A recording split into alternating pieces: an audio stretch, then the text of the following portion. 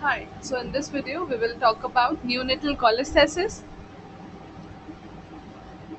Let's start. Neonatal cholestasis. So what is cholestasis? Cholestasis means the stasis of bilirubin. There is elevation in the conjugated bilirubin levels manifesting as jaundice. Conjugated bilirubin is what? The direct bilirubin. So by definition, if the serum total bilirubin is less than 5 mg per dl, then increase in the conjugated bilirubin to more than 1 mg per dl is significant. And if bilirubin is more than total bilirubin is more than 5 mg per dl, then increase in the conjugated bilirubin to more than 20% is significant. This is the definition of neonatal cholestasis. Fine. So there is basically increase in the conjugated one. So when we are going to consider the increase significant, if it is less than 5 mg per dl total bilirubin, then the significance will be if the conjugated bilirubin is more than 1 mg per dl. But if the total one is more than 5 mg per dl, then the significance will be if the conjugated bilirubin is more than 20% of the total. It is suspected in a baby when the jaundice is persisting for more than 14 days.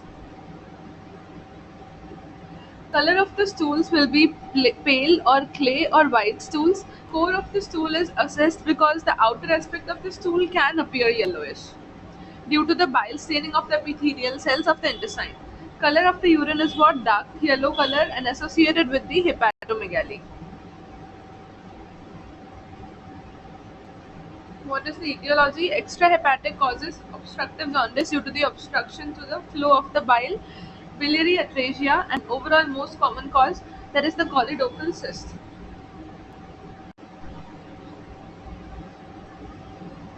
So in etiology, it can be of two types of causes: extrahepatic causes or the intrahepatic causes. First, we are reading about the extrahepatic causes.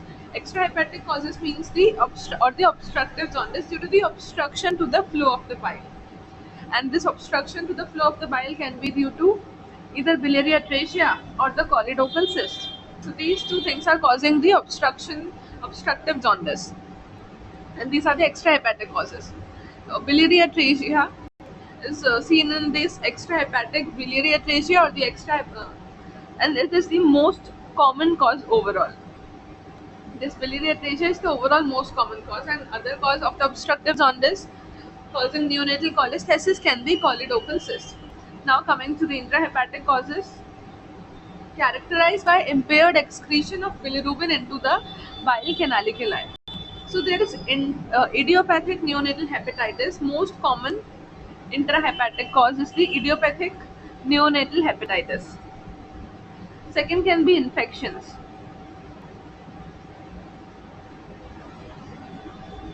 Infections like the torch infections, neonatal sepsis, and the UTI. Third are the metabolic causes, that is galactosemia. So the metabolic causes are galactosemia, first one. Second one is the tyrosinemia. Third one is the alpha 1 trypsin deficiency, that is the most common inherited cause worldwide. Cystic fibrosis, PFIC, that is progressive familial intrahepatic cholestasis. It is a PFIC, it is a genetic disorder characterized by impaired bile salt secretion. There are certain subtypes. Type 1 is in which the ATP 8B1 gene defect, that is called as the Byler's disease. Type 2 in which ABC B2 gene defect, and type 3 has the adult onset. Both these subtypes have low levels of GGT enzymes.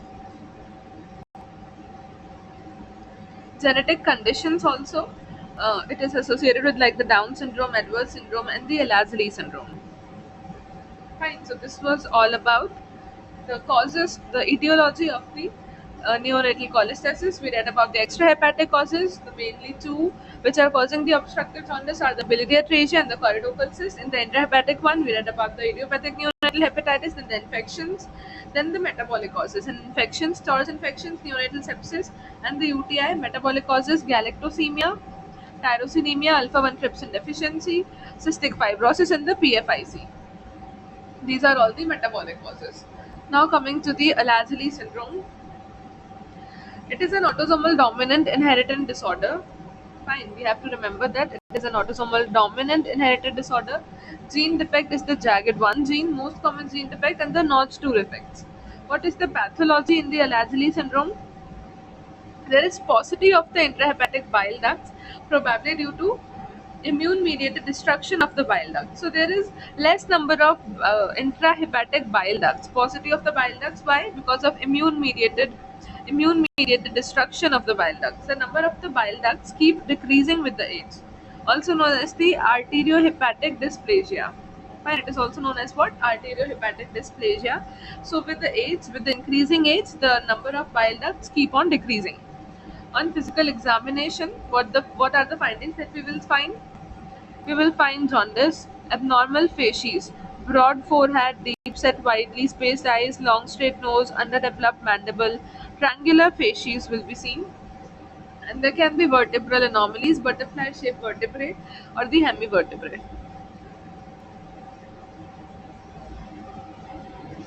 In the eyes, there can be microcornea, posterior embryotoxon. It is seen as a ring-shaped structure due to the prominence of the Schwalbe's ring.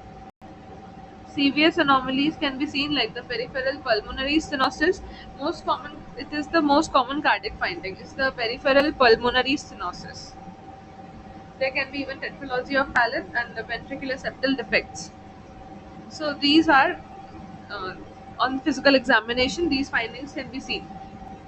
Fine, in the CVS one, peripheral pulmonary stenosis is the most common cardiac finding, and other are the pruritus, tendons, and thomas due to the high cholesterol.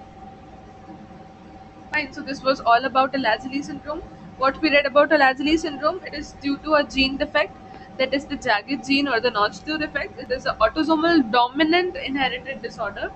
And pathology, there was intrahepatic duct number decreased, and with the increasing age the number keeps on decreasing. It is also known as the arteriohepatic dysplasia. On physical examination, jaundice, abnormal facies, vertebral anomalies, that is hemivertebra or butterfly shaped vertebra will be found. On eye, there can be microcornea, posterior embryotoxon. On CVS anomaly, there will be peripheral pulmonary stenosis, tetralogy of Fallot, and VSD, and the other skin lesions like the pruritus and the tendon xanthomas can be seen. Now coming to the next cause, that is extrahepatic biliary atresia. Biliary atresia is not associated with cyst formation, also known as the non-cystic obliterative cholangiopathy. Cystic obliterative cholangiopathy is seen in the polytoken cyst. Fine, but this EHBA, extrahepatic biliary atresia, it is the non-cystic one. The most common variety is the complete obliteration of the extrahepatic bile duct along with the obliteration of the intrahepatic ducts at the level of the hilum. This is the most common variety. Fine. There is complete obliteration of what? Extrahepatic bile ducts along with the intrahepatic bile ducts at the level of the hilum. Classification of the biliary atresia based on the presence of the other associated anomalies. Perinatal type 70% cases, BASM syndrome 15% cases. So this is the classification of biliary atresia. Fine. First one is the perinatal type in 70% cases, not associated with any other anomalies.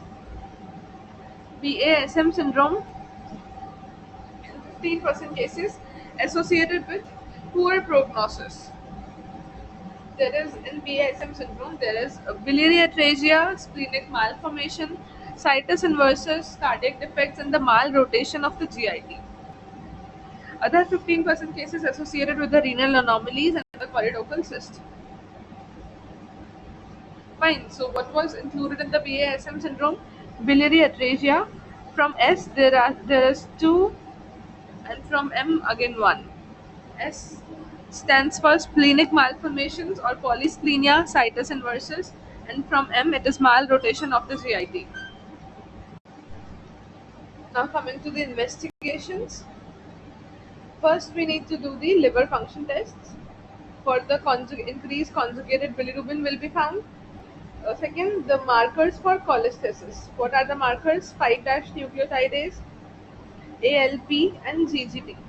GGT normal is up to 40 units per liter. amount of raised GGT can give clues to the cause of neonatal cholestasis. 4 times elevation, intrahepatic cause. 4 times elevation means around 160. It is intrahepatic cause. 10 times elevation, it is extrahepatic cause. Fine. Exception, GGT levels are low in the PFIC type 1 and type 2. This is important to remember.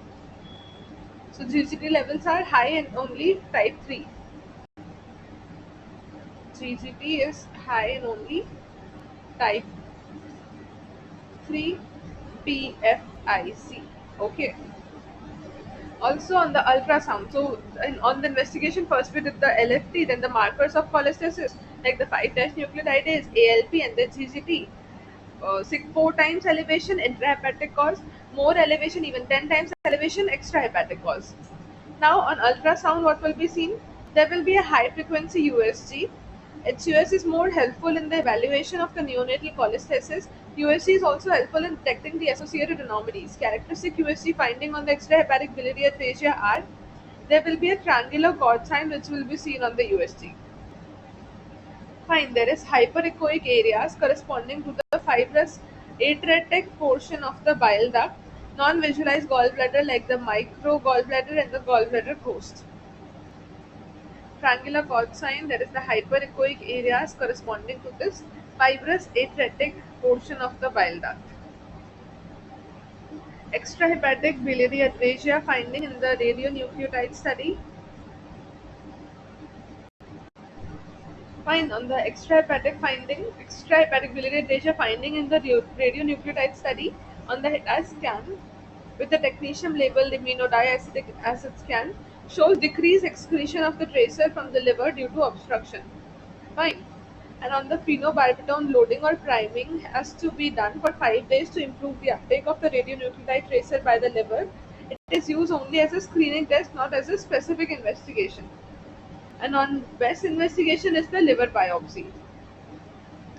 So what is the difference between the intrahepatic idiopathic neonatal cholestasis and the extrahepatic biliary atresia? On the basis of hepatic architecture, the hepatic architecture is normal in the extrahepatic biliary atresia because on the name itself it suggests that it's extrahepatic. Liver is not included in that. And in the intrahepatic or the idiopathic neonatal cholestasis, there is this array of the hepatic lobules. Giant cells are present in this intrahepatic one and extrahepatic one also, but more in the intrahepatic one. There is something called portal reaction. So there is inflammation with the minimal fibrosis seen in the intrahepatic one, and in the extrahepatic one there is marked fibrosis and some lymphocytic infiltration. There is something called as the neoductular proliferation. In the intrahepatic one it is rare, but the neoductular proliferation it is seen markedly in the extrahepatic biliary atresia. And others, there will be evidence of steatosis in the intrahepatic one, and in the extrahepatic one, portal bile duct plugging along with the bile lake formation will be seen. Moving ahead to the management of the neonatal cholestasis, there is medical management. Let's talk about it first. So, on clinical impairment, there is malabsorption of the dietary long chain triglycerides. For that, we can use medium chain triglycerides. Oil supplementation can be done. Second, if there is fat soluble vitamin malabsorption, like the vitamin A, D, E, and K, vitamin A needs to be given 10,000 to 25,000 international units per day. Vitamin D, 800 international units per day. Vitamin E, 25 to 200 units per kg per day. Vitamin K, 2 to 5 mg repeated every 4 weeks. Okay. Vitamin K needs to be given in the dose of 2 to 5 mg repeated every 4 weeks. Now coming to the micronutrient deficiency, calcium phosphate zinc supplementation needs to be given. For deficiency of water soluble vitamins, twice the RDA, and for retention of the biliary constituents such as the cholesterol, UDCA needs to be given. That is ursodeoxycholic acid or the cholestyramine. This was all about the medical management of neonatal cholestasis. Now the surgical management. There is an algorithm followed in the surgical management of extrahepatic biliary atresia. Firstly, an exploratory laparotomy is done, then a preoperative cholangiogram, Temporary procedure called as the Kasai procedure or the hepaticojejunostomy is done, and the definite management is the liver transplantation. Fine, this temporary procedure or the Kasai procedure is very useful to increase the duration for which the liver transplantation can be postponed. And Kasai procedure, there is basically just hepaticojejunostomy. Let's read about this Kasai procedure. It is a temporary procedure. Communication is created between the liver and the small intestine jejunum for the bile to drain out. Right, there was neonatal cholestasis that we are treating. So, a small communication between the liver and the small intestine jejunum part is established for the bile to drain out, also known as the hepaticojejunostomy. It should be done within 8 weeks after the birth. Fine. This is how it's done. That now the liver is attached directly to the small intestine. Fine. In Kasai procedure, the most common indication for liver transplantation in children is the extrahepatic biliary atresia. This was all neonatal cholestasis. Thank you.